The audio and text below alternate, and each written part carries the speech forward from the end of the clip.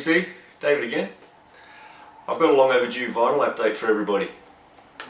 I hadn't bought new records for quite a while, and I did just a few days ago, and now I'm broke. But that's alright, because I've got a stack of cool music to listen to. I hope everybody's doing well, and let's get started, shall we? The first one I bought solely on the look of the cover, which is always fun to do, I think. This one is an artist called Black Joe Lewis, a record called Electric Slave. Check out the cover of that. Check out that cover.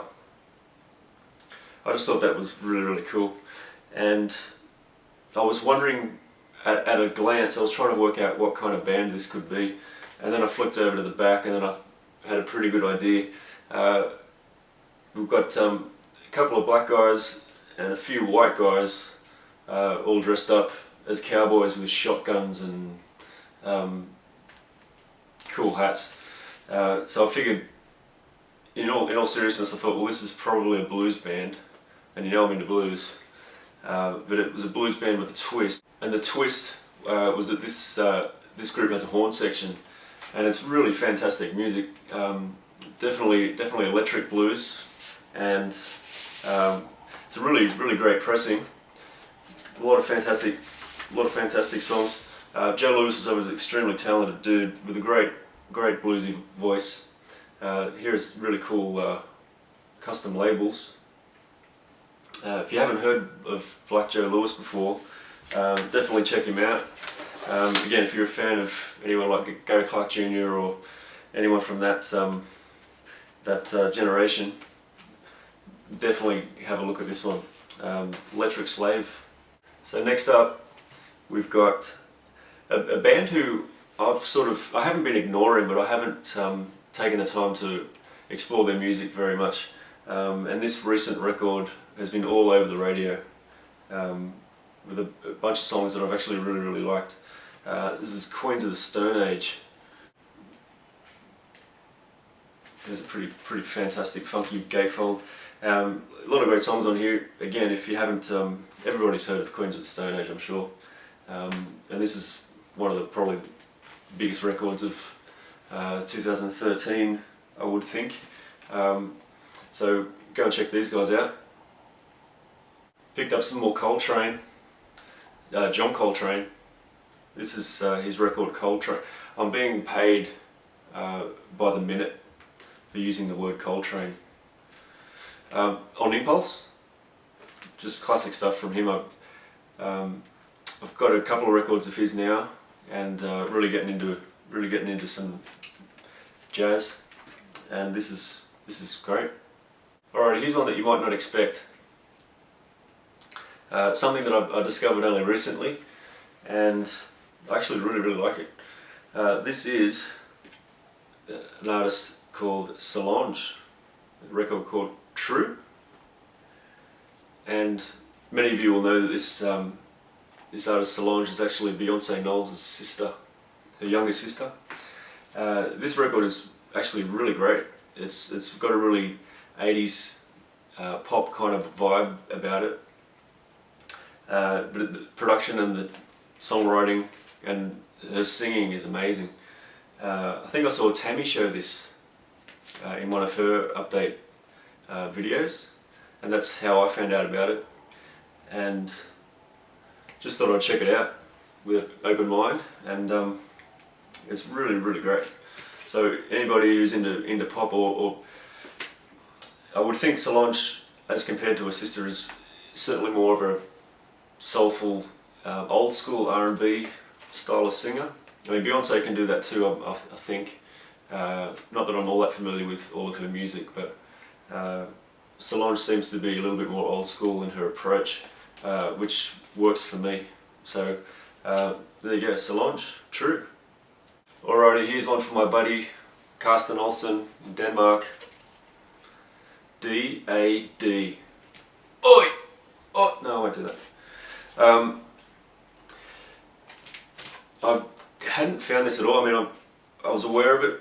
Carsten, this is one of Carsten's favourite rock bands from Denmark. And I actually recently I saw LJ, he found this as well, going quite a way back, and I was trawling through one of the record stores that I go to, and this just popped up out of nowhere. Disneyland After Dark is the name of the band. They had to change it to DAD, and this record is No Fuel Left for Pilgrims. This is in really good condition too. If you haven't heard this before, definitely go check them out. Definitely hard rocking, but great stuff.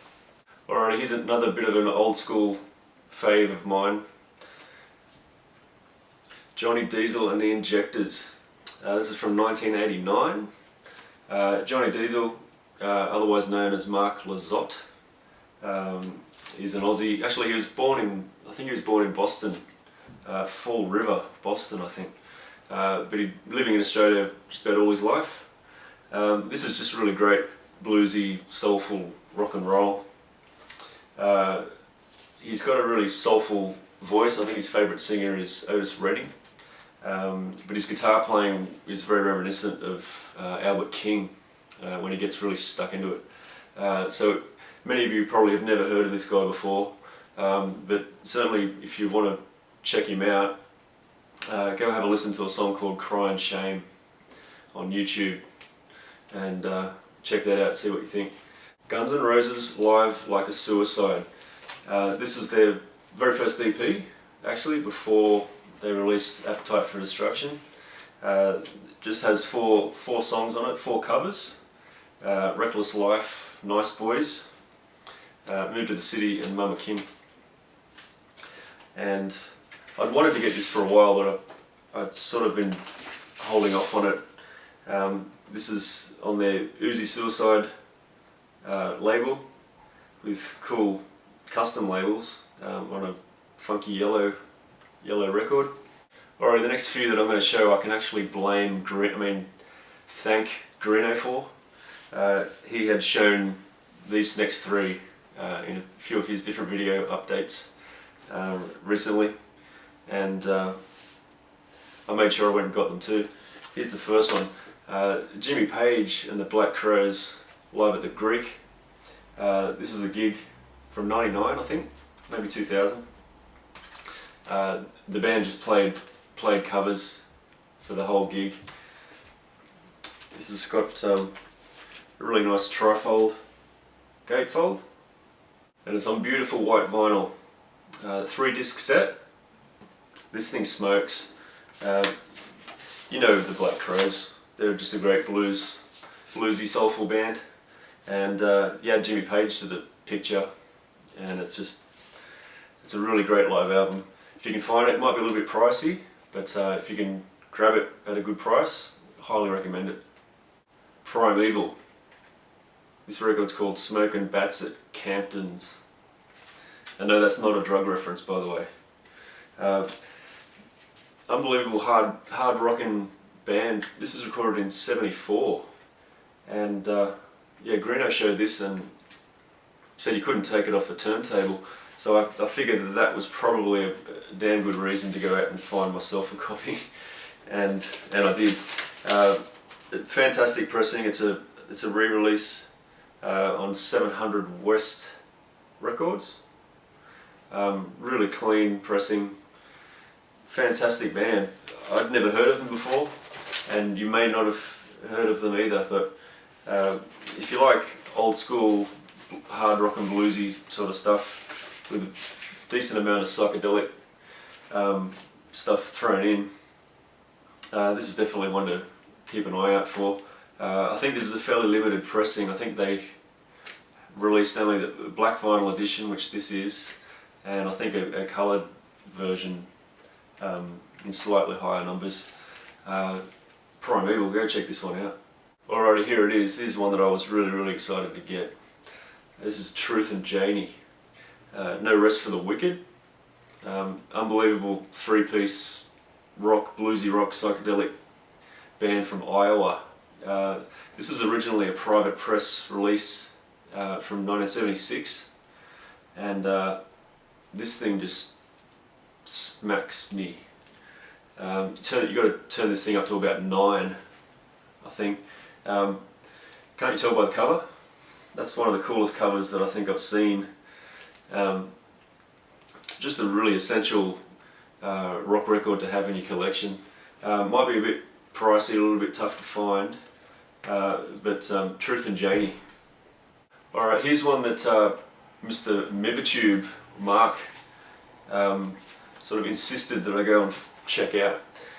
I did, and I'm glad I did. I bought it the next day. A Swedish band called Deadlord. It's a record called Goodbye Repentance. Fantastic band. If you're into, again, like Stone Axe or these bands that have this real classic rock kind of vibe about them, particularly if you're a Thin Lizzy fan, this will be right up your alley. This was recorded in a week. They all recorded all the instruments in the room live on the floor, and they actually recorded it in Dublin, Ireland, which will give you an idea of perhaps the Thin Lizzy connection. Again, this thing is fantastic. If you're into classic rock at all, this one's a must-have. It really is. Go check this one out. Deadlord. Alright, I thought I'd finish up with something pretty special. You know I'm a Pearl Jam guy. This isn't Pearl Jam, but it is. Extremely difficult to find. This was a really limited release on vinyl from 1995. This is Neil Young's record, Mirrorball. The story behind this record is that Neil basically borrowed Pearl Jam to be his backing band for the entire record, and I'm really glad that he did, because this is off the chain. Again, really tough to find, I think, and just another really nice pressing on beautiful black vinyl, the way it should be, and definitely one to check out. One that doesn't pop up hardly at all. When I found it, I nearly wet my pants, and I'm really happy to have it. So again, thought I'd finish strong with Mirrorball. So there you go. Thanks for checking out all the new records that I've gotten in recently. I've had a lot of fun spinning these, and I know I'll spin them a lot more. Hope you saw something you liked, or something that you might like to check out yourself. Enjoy the rest of your week, everyone. Thanks to all my subscribers and all my new subscribers of late. Hope everybody's doing really well, and we'll see you soon.